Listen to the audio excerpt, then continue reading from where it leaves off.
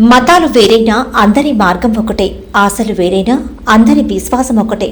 ఆ నమ్మకంతోనే సుదూర ప్రాంతాల నుంచి రొట్టెల పండుగకు భక్తులు పోటెత్తారు. రెండో రోజు జిల్లా నలుమూలలతో పాటు రాష్ట్రేతర ప్రాంతాల నుంచి భక్తులు పెద్ద ఎత్తున తరలివచ్చారు. అమరవీరులను దర్శించుకొని ఫాతిహాలు చేశారు. గలీఫ్లు కప్పి ప్రార్థనలు నిర్వహించారు. పుణ్యస్నానాలు చేసి కోరికల రొట్టెలు మార్చుకున్నారు. దీంతో బారాషాహీద్ దర్గాలో అద్వితీయ ఆధ్యాత్మిక వాతావరణం నెలకొనగా స్వర్ణాల చెరువు భక్తసంద్రంగా మారింది.